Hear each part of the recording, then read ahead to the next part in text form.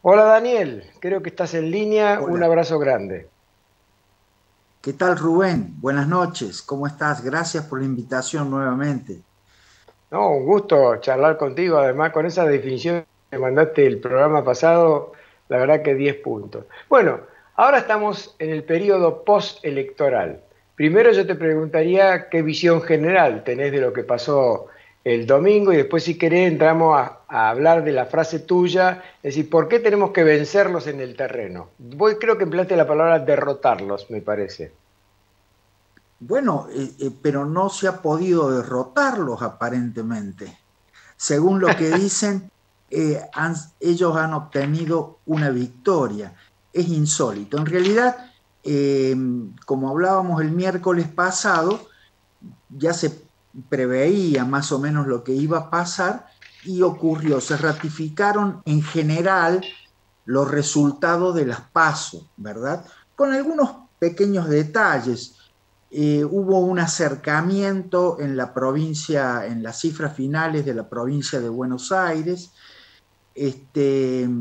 Chaco logró una, digamos, dar vuelta al resultado y Tierra del Fuego también. Eso tiene un valor simbólico para esos lugares, pero en realidad el resultado obtenido el domingo pasado es ampliamente confirmatorio de lo que había ocurrido en las PASO, ¿no es cierto?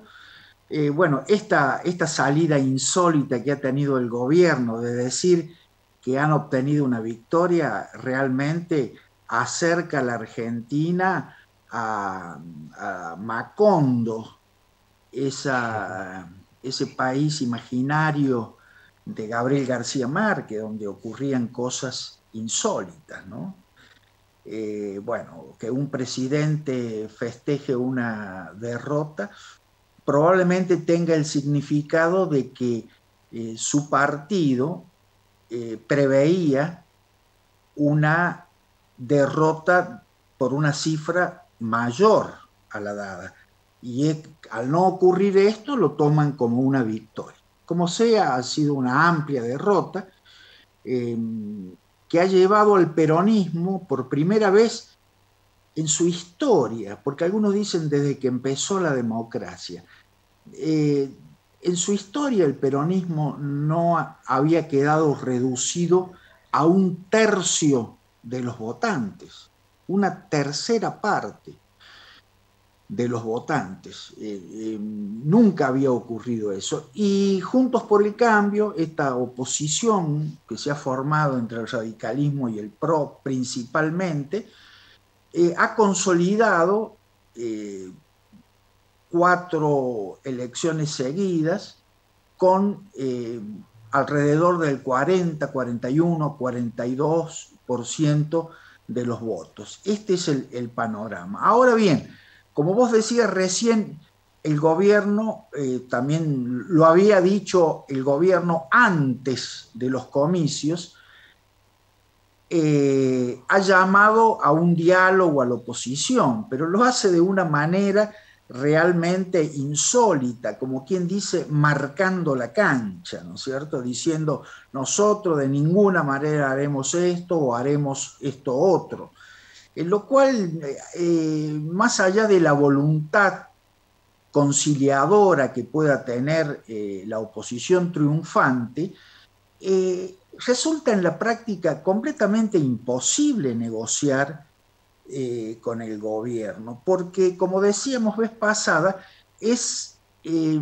existen dos proyectos de país completamente distintos. Yo te diría antagónicos en la mayoría de los aspectos sustanciales, de tal manera que no se puede negociar, porque eh, para negociar hay que estar de acuerdo. Hay que estar de acuerdo en los temas sustanciales y negociar algunos aspectos que puedan ser importantes, pero que son en realidad de detalle, porque se está de acuerdo. ¿Cómo vas a negociar si tenemos que alinearnos con Estados Unidos, Europa, con Occidente o con Cuba, Nicaragua y Venezuela.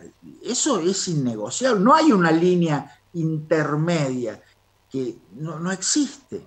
El presidente sigue sosteniendo que el Fondo Monetario es el malo de la película y que Macri ha endeudado al país con el Fondo Monetario, cosa que es real, pero que es una parte de la verdad. Y como vos sabés, ese tipo de verdades en parte resultan una mentira completa.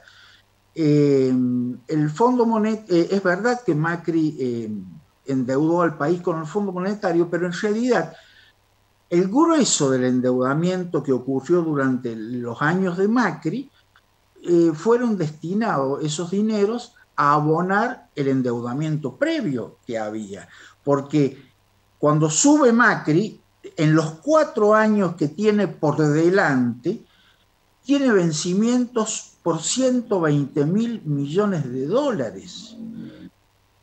90.000 de capital, el número redondo, y 30.000 en intereses. ¿Cómo pagar en 4 años esos 120.000 millones de dólares? Y sacando nuevos créditos y aplicándolo ahí. Es cierto que la deuda subió un poco durante los años de Macri, la deuda neta, pero subió menos de lo que subió en promedio en los años de Cristina, por ejemplo, y menos de lo que ha subido en los años de Alberto, también en promedio. De tal manera que ha sido normal todo eso.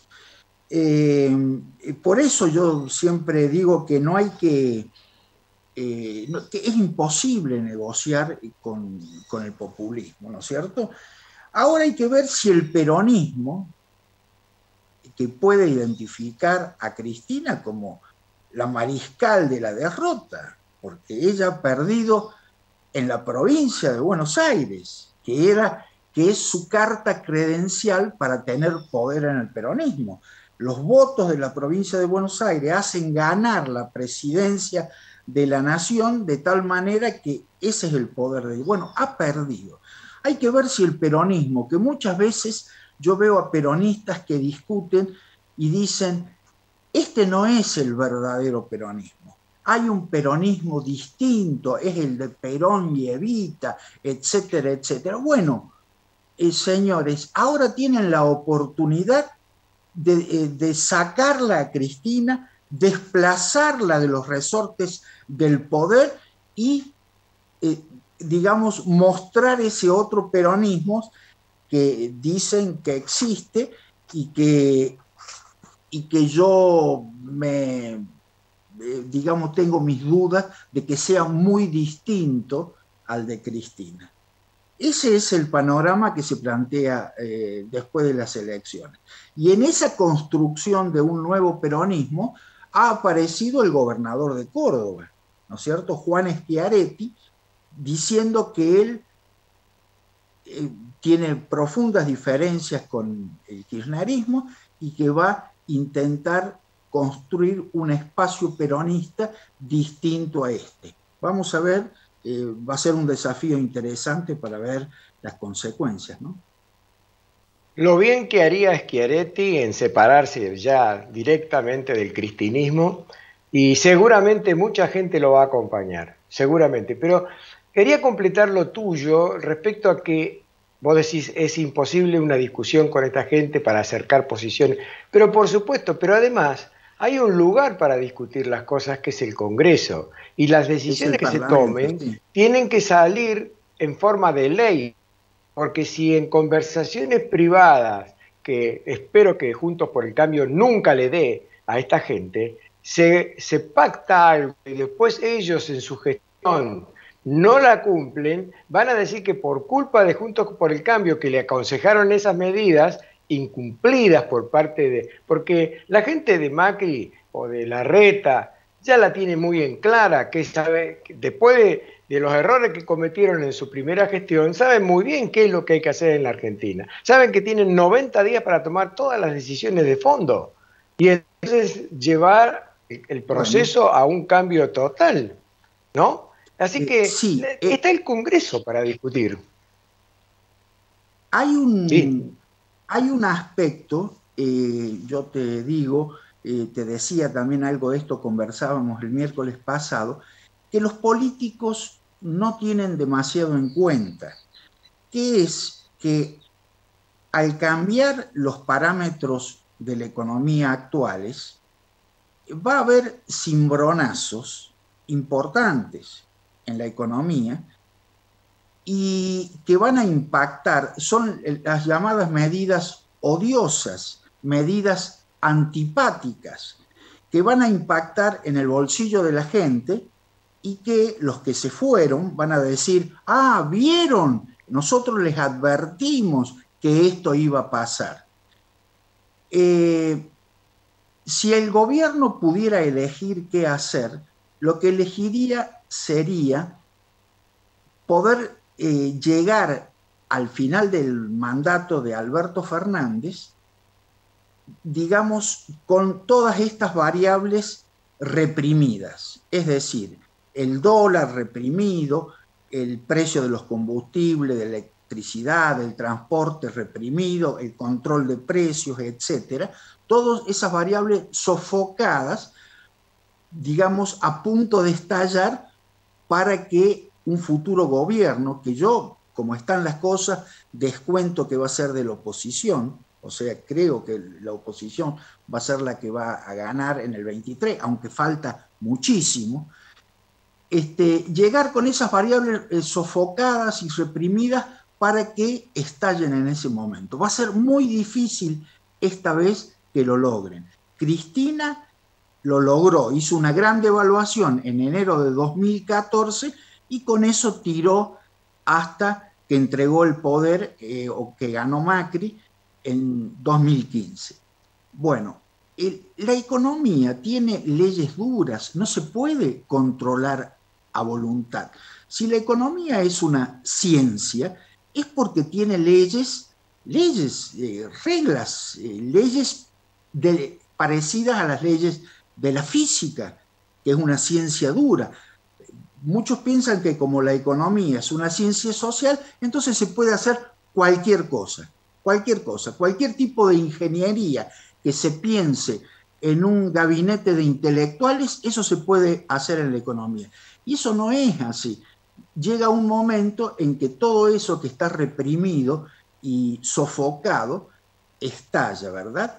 De tal manera que hay un discurso que está faltando, que es el discurso que explique a la gente que no va a ser fácil el tránsito a una economía.